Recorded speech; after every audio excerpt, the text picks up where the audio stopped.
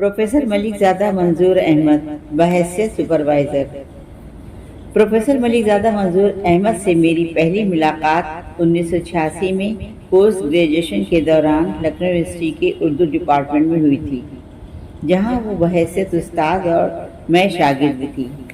Doctor साहब की शोहरत एक शायर और मुशायरों के नाज़िम की हैसियत से इस कदर थी कि यूनिवर्सिटी वो रेगुलर नहीं आ पाते थे। उस वक्त उर्दू डिपार्टमेंट 6 अदद इसातिज़ा पर मुश्तमिल था। प्रोफेसर शबीर हसन नौनहरवी HOD थे, प्रोफेसर मलिकज़ादा मंजूर Ahmad, doctor Suleman, doctor Mahmudul Hasan Rizvi, doctor Anees Ashfaq आबदी, एक lady fellow doctor Akhtar यज़्ज़ा Mohsin. फ़ारसी क्लास मशरक़ी उलूम के HOD डॉक्टर अनवारुल हसन थे। फ़ारसी पढ़ने हमें उनके डिपार्टमेंट में जाना पड़ता था। मलिकज़ादा साहब के पढ़ाने का अंदाज सबसे जुदा था। न कभी हाथ में किताब ली, न कभी डिक्टेट कराया, फ़कत लेक्चर दिए और पूरा निसाब ज़हन नशीन करा दिया। मुझे वो सुबह कभी नहीं भूलती जब एक रोज़ मैं उनकी रहायशगाह पर प्रोफेसर फ्लैट बाबूगंज लखनऊ जा पहुंची। सेकंड फ्लोर पर दरवाजे पर लगी नेम प्लेट देखकर कॉल बेल पर उंगली रख दी। कॉल बेल की कूक के साथ एक मर्दाना आवाज़, दरवाज़ा खुला है, अंदर आ जाइए। यकीनन ये आवाज़ मुतअद्दिद बार सुनी हुई थी। पहचानने में ज़रा देर न लगी। खुशी हुई जिस शख्स से मिलने की ख्वाहिश लेकर आई हूँ वो मौजूद है। दरवाजे पे पड़े पर्दे को सरकाती हुई मैं कमरे में दाखिल हुई। ये एक बड़ा ड्राइंग रूम था। सामने एक दीवान पर कुशन को गोद में लिए डॉक्टर साहब पालती मारकर बैठे हुए। साइड में लगे सोफे की बड़ी सीट पर 3 दूसरे लोग नेम दराज हैं, जिनमें सबसे मैं नावाकिफ थी। अंदर दाखिल होते ही मैंने अपना मोदबाना सलाम डॉक्टर साहब की खिदमत में पेश किया और जवाब भी हासिल किया। बैठने का इशारा करते हुए उन्होंने मुझसे मेरी खैरियत मालूम करने के साथ आने का सबब पूछा। मुझे डॉक्टर अनवारुल हसन साहब ने भेजा है, मैंने कहा। हाँ बताओ। PhD के लिए फार्म भर रही हूँ। सुपरवाइज़र का नाम और रजामंदी चाहिए, मैंने जवाब दिया। थीसिस का उन्वान क्या है? अभी कुछ तय नहीं।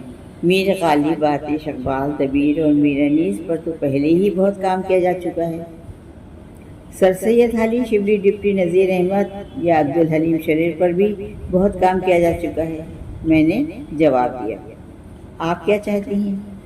ऐसे एक रास्ते पर चलना जिस पर पहले कभी कोई ना चला हो। बहुत खूब, उन्होंने कहा और मुस्कुराया। फिर वहाँ पर मौजूद लोगों से अपने मखसूस अंदाज में मुझे मिलवाया। डॉक्टर साहब जिस शख्स का तारुफ कराते हैं उसका पूरा खाका खींच देते हैं। इस बात की तस्दीक आपको उनकी किताब शहर सुखन के मुताले से बखूबी हो जाएगी। वो लोगों के मायब से ज़्यादा उनके महासिन की तरफ निगाह डालते हैं, खामियों की तरफ हल्के अंदाज में इशारा करते नज़र आते हैं। मेरा तारुफ मेरी और डॉक्टर साहब की बातचीत से ही वहाँ पर मौजूद लोगों को हो गया था। इसकी मज़ीद ज़रूरत नहीं थी। सईदा, उन्होंने आवाज़ दी। मैं समझी किसी खादमा को बुलाया, लेकिन चंद लम्हों में जो खातून नमूदार हुई उनका हुलिया कुछ इस तरह था। सफ़ेद शलवार पर बूटेदार जम्पर ज़ेब तन किए हुए, उस पर हल्के गुलाबी रंग का दुपट्टा जिसे सर और सीना बाकायदा ढका हुआ था। शगुफ्ता चेहरा, तराशीदा होठ, पान की सुर्खे से लाल। कमरे में मौजूद लोगों के हाथ उन्हें सलाम के लिए उठ गए। मुझे अपनी गलती का एहसास हुआ। इसी शर्मिंदगी के एहसास के दरमियान मैंने उन्हें सलाम किया। इस अलग सलग के दौरान वो इसी दीवान के दूसरे सिरे पर, जिस पर डॉक्टर साहब पहले से ही जलवा अफरोज थे, बैठ गई। इनसे मिलो, ये जहारा सलीम है। इसी साल यूनिवर्सिटी से MA मुकम्मल किया है और अब PhD करने का इरादा है। डॉक्टर अनवारुल हसन ने मेरे पास भेजा है। डॉक्टर साहब ने बीवी से मेरा तारुफ कराया है। मुबारक हो बेटा, उन्होंने मुस्कुराकर कहा। इसी असना में अंदर से एक लड़की ट्रे में चाय ले आई। चाय प्यालियों में नहीं, टीक्योसी से ढकी हुई एक टी पॉट में थी। दूध और शक्कर अलहदा अलहदा। लड़की काली रंगत की लेकिन तीखे नाक की थी, ज़रूर काम करने वाली होगी। सईदा साहिबा चाय बनाने के लिए बढ़ी तो मुझसे रहा नहीं गया। मैं बनाऊं? मैंने कहा और चाय की प्यालियाँ सीधी की। चाय पीकर जब मैंने रुखसत चाही तो डॉक्टर साहब ने अपना फ़ोन नंबर نوٹ کراتے ہوئے کہا، 2-4 روز میں ملو، ویسے تو تم کسی بھی وقت آ سکتی ہو، لیکن میں صبح 7 بجے سے دن 11 بجے تک ہی ملتا ہوں۔ دوسری بار جب میں ڈاکٹر صاحب کے گھر جا رہی تھی، وہ ہلکی گلابی سردی والی صبح تھی۔ سڑک پر جمعدار جھاڑو لگا رہے تھے، چائے خانوں پر لوگ چائے کی چسکیاں لے رہے تھے، ٹیکسیاں چل رہی تھیں، نقاص چوک اور ڈالی گنج چراہوں پر مزدور پیشہ لوگوں کا جماوڑا تھا۔ 7:30 بجے صبح میں بابو گنج پہنچ گئی، لیکن جب کمرے میں داخل ہوئی تو دیکھا کچھ لوگ پہلے سے ہی وہاں موجود ہیں۔ چند صورتیں جانی پہچانی، یہ اسکالرز تھے یونیورسٹی کے، اور چند صورتیں انجانی۔ گفتگو چل رہی تھی، موضوع گفتگو تھا پیش لفظ۔ بات سے بات نکلی یا کوئی شخص اپنی کسی کتاب پر پیش لفظ لکھوانے کی خواہش کے ساتھ آیا تھا، معلوم نہیں۔ میں یہاں واضح کرتے چلوں کہ پیش لفظ اسے کہتے ہیں جو کوئی ادیب ہمارے اصرار پر ہماری کتابوں میں ابتدائی کے طور پر لکھ دیتا ہے، اسے پیش لفظ کہا جاتا ہے، لیکن کچھ لوگ اس کا ناجائز فائدہ بھی اٹھاتے ہیں۔ یہاں میں اس کی گہرائی میں نہ جاتے ہوئے اس گفتگو کا حاصل ڈاکٹر صاحب کا نظریہ بتانا چاہ رہی ہوں۔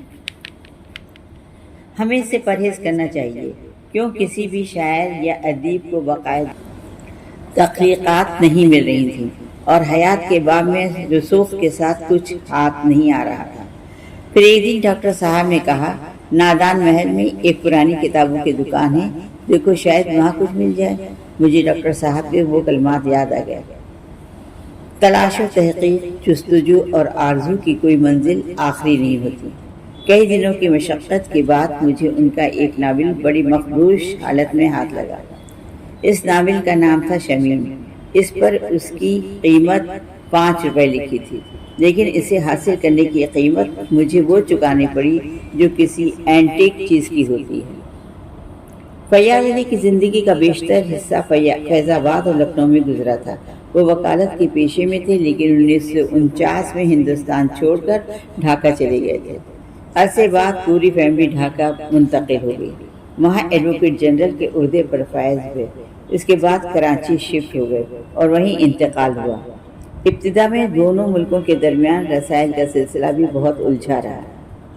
ایک ایسے راستے پر چلنا جس پر پہلے کبھی کوئی نہ چلا ہو بہت زیادہ دشوار کام ہے، لیکن اس دشوار کام میں راہبر اچھا مل جائے تو دشوار کام دشوار نہیں رہتا، اس دشواری میں مزہ آنے لگتا ہے۔ داستان حیات مرتب کرنے میں ڈاکٹر صاحب نے بڑی مدد کی۔ اپنے معتبر ذرائع سے انہوں نے مجھے ہر اس انسان سے ملنے بھیجا جو کچھ معلومات فراہم کرا سکتا تھا۔ فیض آباد میں مقیم حکیم ابن صاحب کے گھر جب میں ڈاکٹر صاحب کا خط لے کر پہنچی تو میرے شوہر میرے ہمراہ تھے۔ حکیم صاحب ایک بڑی بزرگ ہستی تھے، ان کا گھر قدیم اور جدید تمیز و تہذیب کا نمونہ ملا۔ ان کے بڑے بیٹے بہو ڈاکٹر ہیں، فیض آباد میں پریکٹس کرتے ہیں، دوسرے بیٹے تدریس سے جڑے ہوئے ہیں۔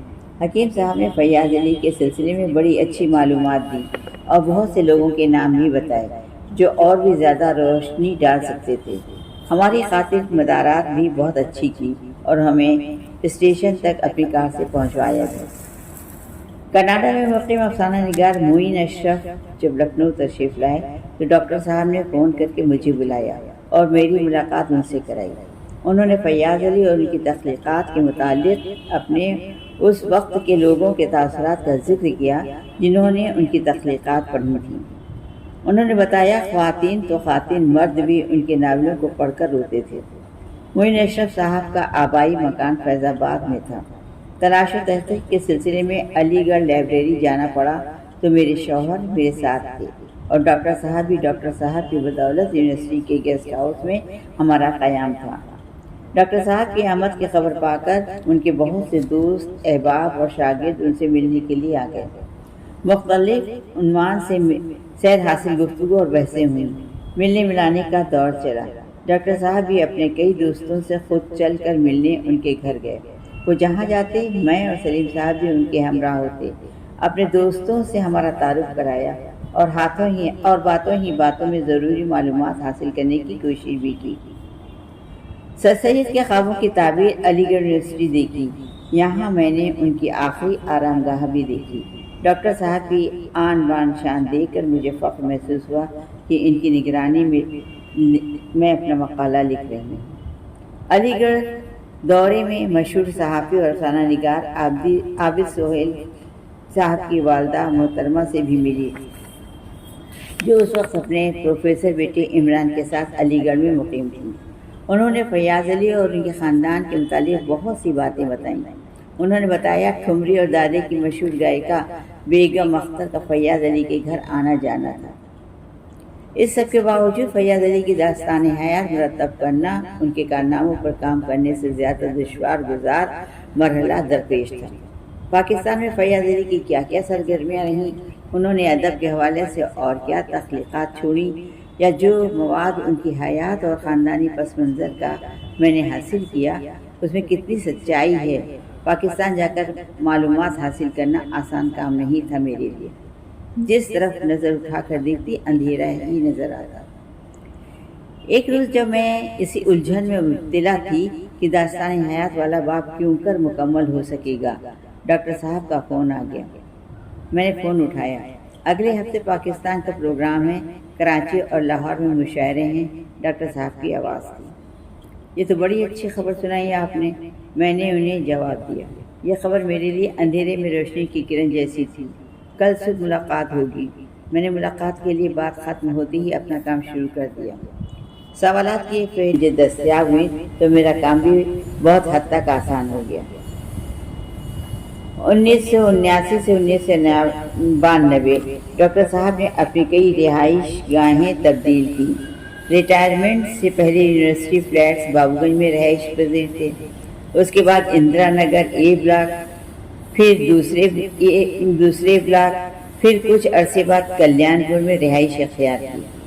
ڈاکٹر صاحب شہر کے چاہے جس کونے میں جا کر بسیں، ان کے چاہنے والے وہاں پہنچتے رہے۔ ان سے ملنے آنے والوں کی نزدیک دوریاں کوئی معنی رکھتی نہیں تھیں۔ ان کے گھر آنے والوں میں نہ صرف شاعر اور ادیب ان کے شاگرد ہوتے تھے، بلکہ ریڈیو اور ٹی وی کے آرٹسٹ، ڈائریکٹر، پروڈیوسر، صحافی، سیاستداں کے علاوہ صوبوں کے گورنر بھی شامل تھے۔ یہ ان کی شخصیت کا جادو ہی تھا، یا یوں کہہ لیں ان کی بے پناہ شخصیت کی مقناطیسیت۔ ملک زادہ صاحب اپنے مہمانوں سے اپنے شاگردوں کا تعارف بڑی خندہ روی کے ساتھ کراتے تھے، شاید ان کی ہمت افزائی کی خاطر یا پھر اپنے شاگردوں کی شخصیت میں پختگی پیدا کرنے کے لیے۔ وہ اپنے شاگردوں سے بہت محبت کرتے تھے اور ان کی پرواہ بھی کرتے تھے۔ کئی بار ہوا کہ جب وہ پرانے لکھنؤ کی طرف آئے تو میرے گھر بھی آ جایا کرتے تھے اور میرے کیے کام پر نظر بھی ڈال لیا کرتے تھے۔ حسب ضرورت جہاں ضروری ہوا ادبی نکات سے بھی واقف کراتے۔ اس بات سے آپ اندازہ لگا سکتے ہیں کہ وہ کس قدر ڈیووٹیڈ انسان تھے، تکبر سے کوسوں دور۔ 6 دسمبر 1992 میری تھیسس مکمل ہو چکی تھی۔ مقالہ کو پیش لفظ بھی لکھ لیا تھا، صرف اس پر ڈاکٹر صاحب کے دستخط کرانے تھے۔ میں صرف اندرا نگر ڈاکٹر صاحب کے گھر جا پہنچی۔ ٹی وی آن تھا، خبریں دکھائی جا رہی تھیں۔ کچھ عرصہ تو سب کچھ ٹھیک تھا، لیکن ذرا دیر بعد دیکھتے ہی دیکھتے کار سیوک مسجد کے گنبد پر تھے۔ مجھے ماحول کے اس قدر گرم ہونے کا کچھ بھی اندازہ نہیں تھا۔ وجہ تھی اسٹیٹ گورنمنٹ کا اپنے عوام کو یقین دلانا، پرندہ پر نہیں مار سکتا۔ ڈاکٹر صاحب نے وقت کی نزاکت کو بھانپ لیا تھا۔ انہوں نے مجھے تنہا گھر واپس جانے کی اجازت نہیں دی، بلکہ خود اندرا نگر سے وکٹوریہ گنج پہنچانے کے لیے آئے۔ یہ ان کی شفقت و محبت اور پرواہ نہیں تو اور کیا تھا۔ ڈاکٹر صاحب کی شخصیت کی بہت سی خوبیاں ہیں جن کا بہت سے لوگوں نے ذکر کیا ہے۔ میں ایک واقعہ سناتی ہوں جس سے آپ سمجھ سکتے ہیں کہ انہیں احساس برتری بالکل نہیں تھا۔ ایک پروگرام کے سلسلے میں میرا بائی مار دوردرشن میں میری ملاقات ڈاکٹر صاحب سے ہو گئی، جو فیاض رفعت صاحب کے ساتھ باہر آ رہے تھے۔ باتوں سے معلوم ہوا دونوں باہر لنچ کے لیے جا رہے ہیں۔ قدم سے قدم ملاتی باتیں کرتی میں بھی ان کے ہمراہ باہر آئی۔ ڈاکٹر صاحب کی گاڑی باہر کھڑی تھی۔ میں نے ان سے اجازت چاہی۔ کہنے لگے بیٹھو، میں پہنچا دوں گا۔ میں نے معذرت چاہی لیکن وہ نہیں مانی۔ گاڑی ہوٹل رٹز کے سامنے رکی، کھانے کا آرڈر دیا۔ جو دونوں نے کھایا مجھے بھی وہی کھلایا۔ پھر آئس کریم منگائی، کھانے کی ٹیبل پر مقالے سے متعلق بہت سی باتیں کی۔ یہاں یہ واضح کر دوں کہ اس وقت فیاض رفعت صاحب دوردرشن میں اردو ڈپارٹمنٹ دیکھ رہے تھے۔ پروفیسر ملک زادہ منظور احمد صاحب کو سمندر کی سطح کا سکوت بالکل پسند نہیں تھا۔ وہ زندگی میں بحر تلاطم کے خواہاں تھے۔ اردو زبان کی بازیابی کے لیے چلائی گئی تحریکیں، دھرنے، اردو رابطہ کمیٹی کا قیام، شہر در شہر گھوم کر اردو کو دوسری سرکاری زبان بنائے جانے کے لیے لوگوں کو تیار کرنا، اپنے شاگردوں کو بھی وقت دینا، یہ راہ آسان نہیں تھی۔ اس راہ پر چلنے کے لیے ہمت، حوصلہ اور قوت برداشت ضروری ہے۔ وہ ایک ادبی ماہنامہ امکان نکال رہے تھے۔ اردو کا رسالہ نکالنا آسان نہیں، لیکن وہ کامیابی کے ساتھ اسے نکال رہے تھے، جو بہت مقبول بھی تھا۔ وہ اکثر باتوں ہی باتوں میں جب بات نکلتی کہ اردو رسالہ نکالنا خسارے کا کام ہے، کہا کرتے، جب تک میں زندہ ہوں یہ رسالہ بھی انشاءاللہ زندہ رہے گا۔ جہاں تک میری جانکاری ہے ایسا ہی ہوا بھی۔ آج ڈاکٹر صاحب اس دنیا میں نہیں ہیں، لیکن ان کی باتیں یاد آتی ہیں تو مرزا غالب کا یہ شعر بھی یاد آ جاتا ہے: صف کہاں کچھ لالو گل میں نمایاں ہو گئیں، خاک میں کیا صورتیں ہوں گی کہ پنہاں ہو گئیں۔ آخر میں بس اتنا کہ کاش ہر اسکالر کو میرے سپروائزر جیسا مخلص، شفیق اور دانا نصیب ہو۔ لرن آن لائن کی جانب سے آپ سے بس اتنی التجا ہے کہ ہمارے اس پروگرام کو لائک، شیئر اور سبسکرائب ضرور کریں، ساتھ ہی بیل آئیکن دبانا نہ بھولیں، جس سے ہماری ہر ویڈیو آپ تک اپلوڈ ہونے کے ساتھ ہی پہنچ سکے۔ شکریہ۔